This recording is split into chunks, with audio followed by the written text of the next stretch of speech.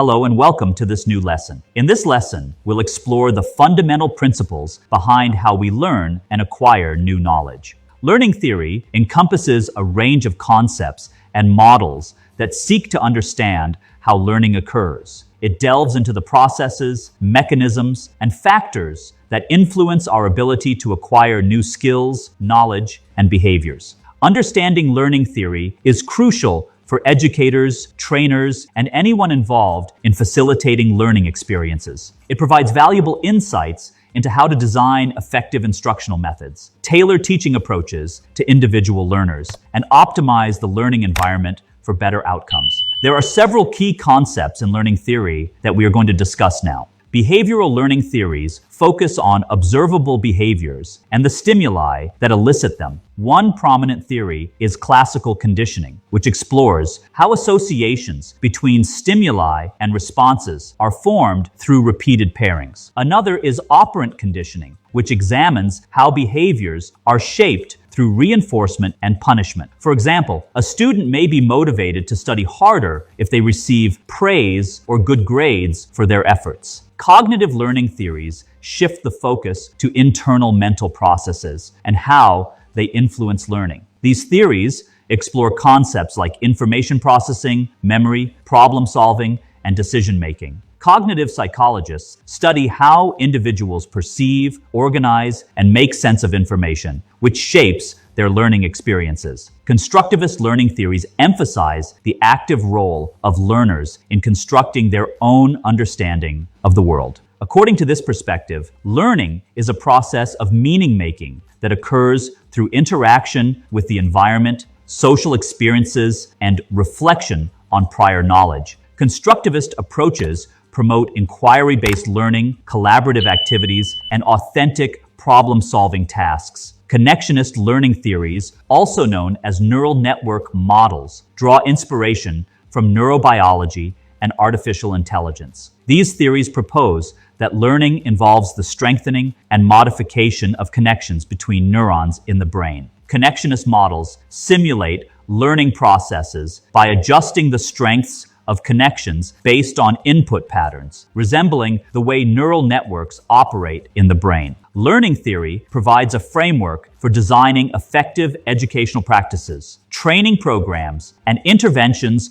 across various contexts. By applying insights from learning theory, we can enhance teaching strategies, optimize learning environments, and facilitate more meaningful and impactful learning experiences. Educators can use principles from learning theory to design curriculum, instructional materials, and teaching strategies that cater to diverse learning styles and preferences. By incorporating active learning techniques, providing timely feedback, and scaffolding learning experiences, educators can promote deeper engagement and understanding among students. In corporate settings, learning theory informs training and development initiatives aimed at enhancing employees' skills, knowledge, and performance. By understanding how adults learn best, trainers can design training programs that are relevant, engaging, and conducive to skill acquisition and transfer to the workplace. On an individual level, understanding learning theory can empower people to become more effective learners and self-directed learners.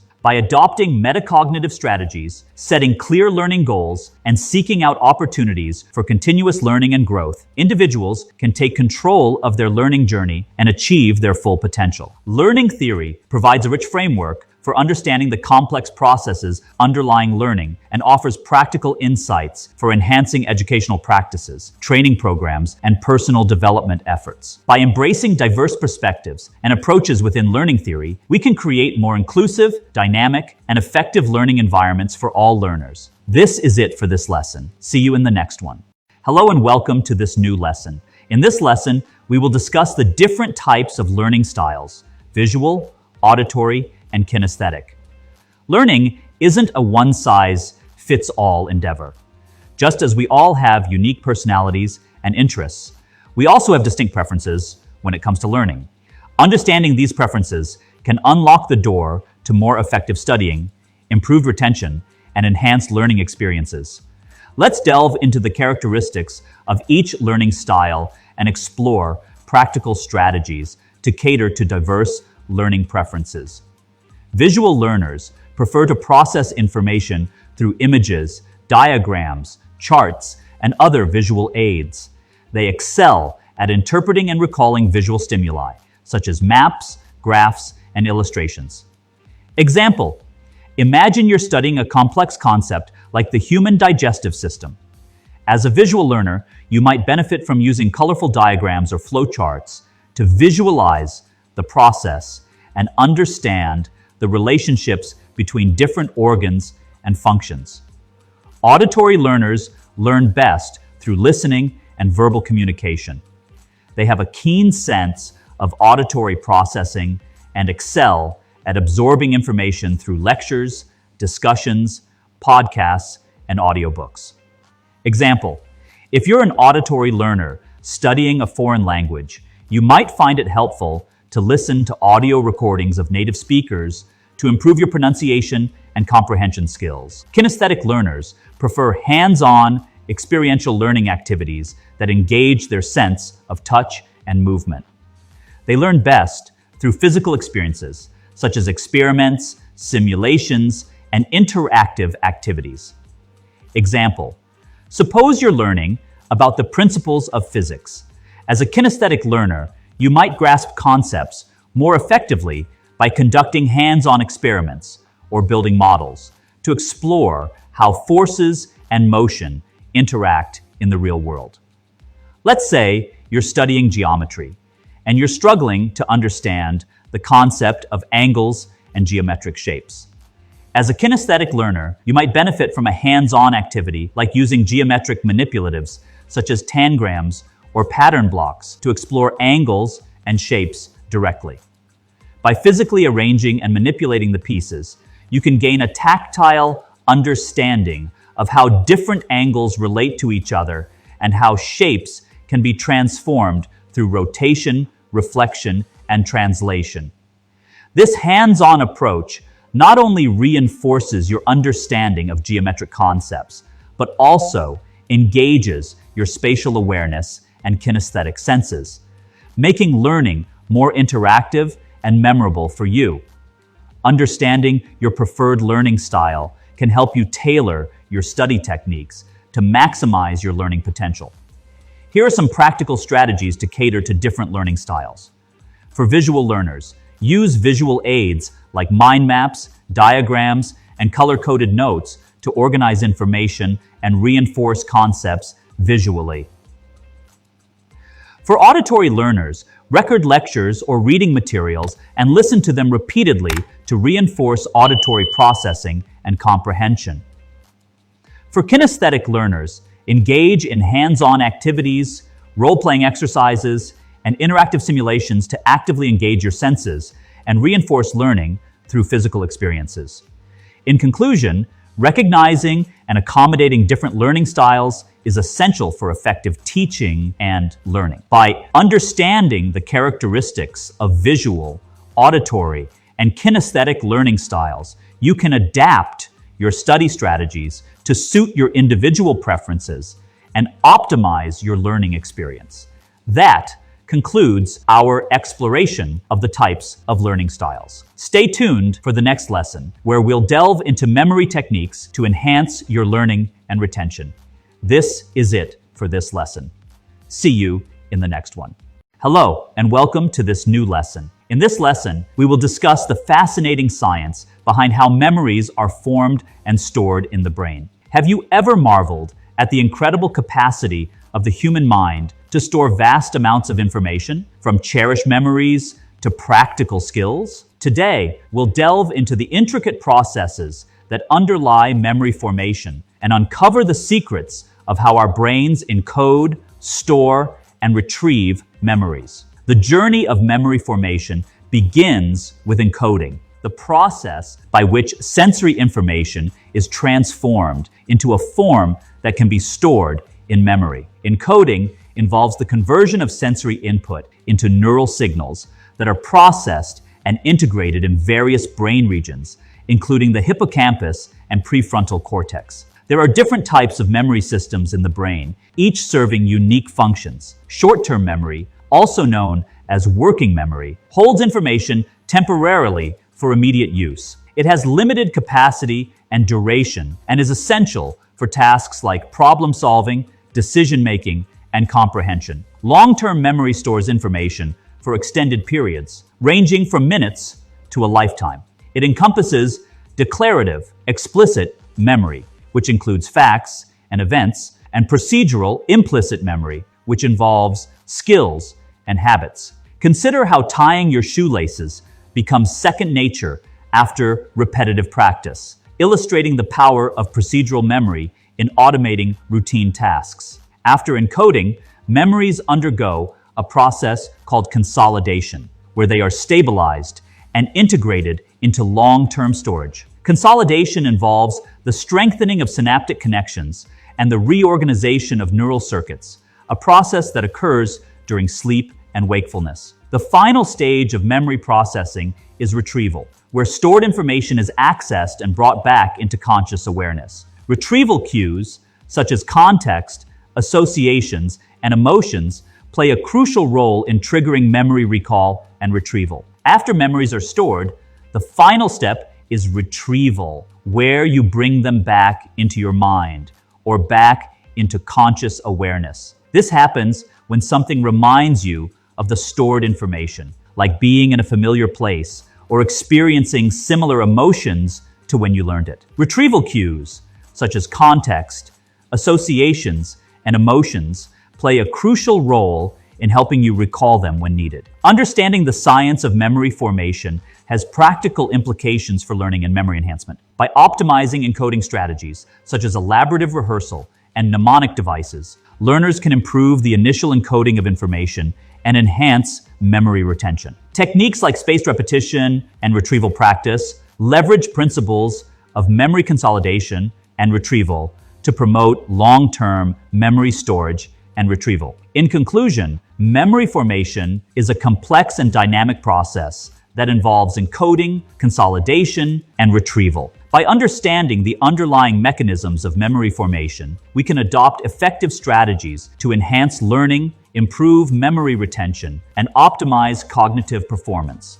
That wraps up our exploration of the science of memory formation. This is it for this lesson. See you in the next one. Hello and welcome to this new lesson. In this lesson, we will discuss the main types of learning styles in education and how educators can effectively cater to diverse learning preferences. Learning styles play a pivotal role in education, shaping how students perceive and process information. By understanding and accommodating different learning styles, educators can create more engaging and effective learning experiences for all students. Visual learners prefer to process information through images, diagrams, and other visual aids.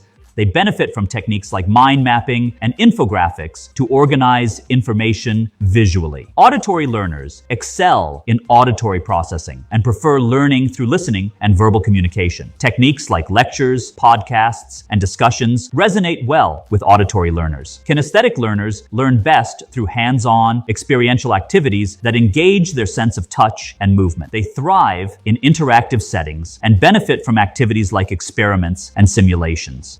Writing learners prefer to engage with written text and written activities. They excel in tasks that involve reading, writing, and note-taking, and benefit from written study materials. In addition, there are other variations, including logical, analytical learners. These learners rely on logic and analytical skills to understand subjects, seeking connections and patterns. Teachers can engage them through problem-solving activities and by encouraging them to reach conclusions based on reasoning. Social, linguistic learners. These learners thrive in educational settings that involve peer interaction and communication. They benefit from activities such as role-playing and group discussions, which enhance both socialization and comprehension of subjects. Solitary learners. Also known as solo learners, they prefer to study alone without interaction with others. Individual work and problem-solving activities suit them best. Teachers can support solitary learners by recognizing their individual accomplishments accomplishments and providing opportunities for independent study. Nature learners. Nature learners excel in environments connected to nature, finding calm and relaxation conducive to learning. While studying outdoors may not always be feasible, teachers can nurture this learning style by incorporating hands-on activities, outdoor classes when possible, and using nature-based examples in lessons. Learning styles are influenced by cognitive factors, such as information processing and memory, as well as emotional factors, such as motivation and self-efficacy. Understanding these factors is essential for effectively addressing diverse learning needs. Educators can employ a variety of teaching strategies to accommodate diverse learning styles, including visual aids, auditory cues, hands-on activities, and written materials. By incorporating multiple modalities into instruction, educators can create inclusive learning environments that cater to all students. Assessment and feedback should also be tailored to accommodate diverse learning styles. Providing multiple assessment methods and personalized feedback allows students to demonstrate their understanding in ways that align with their preferred learning styles. In conclusion, understanding learning styles in education is essential for creating inclusive and effective learning environments. By recognizing and accommodating diverse learning preferences, educators can empower students to reach their full potential and achieve academic success. This is it for this lesson. See you in the next one.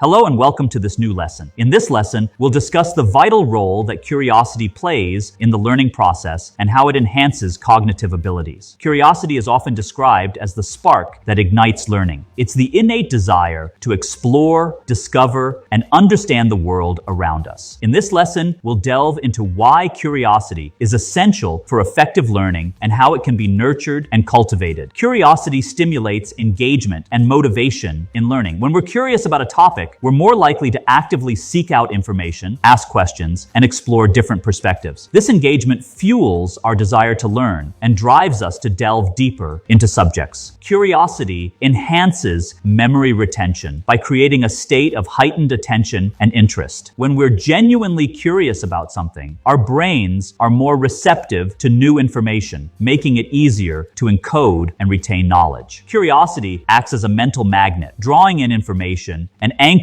it in our memory. Curiosity fosters creativity and innovation by encouraging us to think outside the box and explore new possibilities. When we're curious, we're more likely to experiment and generate novel ideas. Curiosity fuels the creative process, driving breakthroughs and advancements in various fields. Curiosity cultivates critical thinking skills by prompting us to question, analyze, and evaluate information critically. When we approach learning with a curious mindset, we're more inclined to think critically about the information presented to us, discerning facts from opinions and forming well-reasoned conclusions. Curiosity encourages lifelong learning by instilling a thirst for knowledge and a growth mindset. When we embrace curiosity as a lifelong habit, we remain open to new experiences, challenges, and opportunities for learning and growth. Curiosity fuels our intellectual curiosity and drives us to continually expand our horizons. In conclusion, curiosity is a fundamental catalyst for learning, driving engagement, memory retention, creativity, critical thinking, and lifelong learning. By fostering a culture of curiosity in education and beyond, we can empower individuals to become lifelong learners and seekers of knowledge. This is it for this lesson. See you in the next one.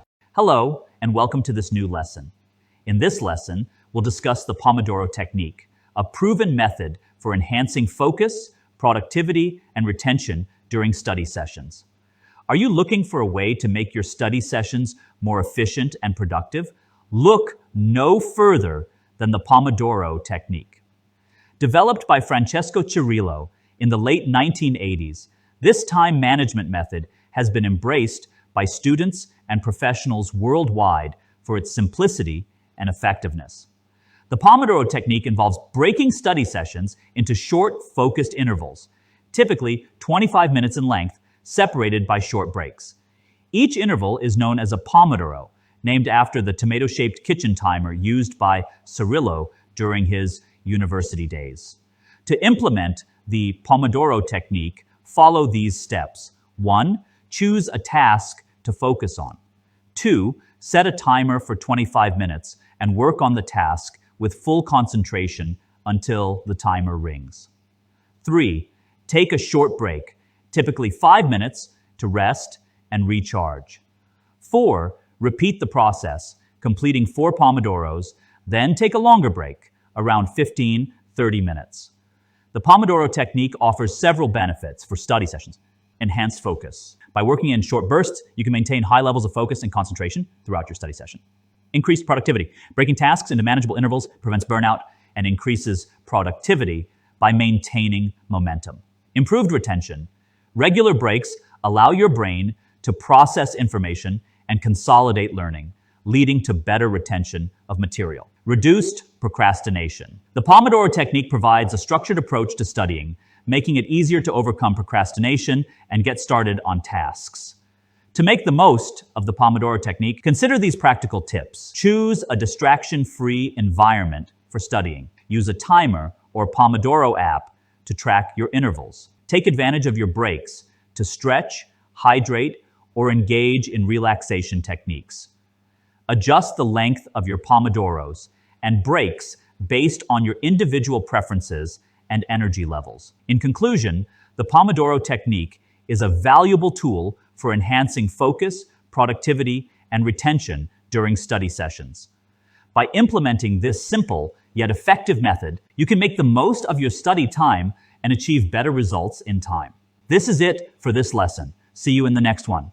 Hello and welcome to this new lesson. In this lesson, we'll discuss the critical differences between active learning and passive learning and why active learning is more effective for knowledge retention and understanding. When it comes to mastering a subject, what someone learns is only part of the equation. How one learns, it is crucial to consider as well. In this lesson, we'll dive into 2 different learning methods, passive learning and active learning. Passive learning, often associated with traditional classroom settings, involves one-way communication from the teacher to the learner. It typically includes listening to lectures or reading textbooks without active engagement. The responsibility to comprehend and assimilate information falls solely on the learner, often resulting in lower levels of retention. Active learning, in contrast, engages learners in the instructional process through various activities such as discussions, projects, and hands-on experiments. It encourages participation and involvement, stimulating conceptual understanding and critical thinking skills. Active learning puts the learner in the driver's seat, leading to better comprehension and long-term retention of information. The differences between active and passive learning are significant. Role of the teacher. In passive learning, the teacher is the primary source of information, while in active learning, the teacher facilitates learning through interactive activities. Role of the learner. Passive learning requires learners to absorb information passively, while active learning encourages learners to participate actively in the learning process. Structure and source of instructional materials. Passive learning relies on lectures and textbooks, whereas active learning incorporates a variety of engaging activities and materials. Methods of evaluation. Passive learning often relies on traditional assessments, while active learning allows for frequent feedback and assessment through interactive exercises. Active learning is more effective than passive learning for several reasons. Improves short-term information acquisition and long-term knowledge retention. Stimulates learners' attention and encourages critical thinking skills. Allows for frequent feedback and assessment, leading to better comprehension. Encourages application of lessons to real-life situations, enhancing practical skills. In conclusion, active learning is a more effective approach to learning than passive learning, as it promotes engagement, critical thinking, and long-term retention of information. By embracing active learning strategies, you can maximize your learning potential and achieve better results. This is it for this lesson. See you in the next one.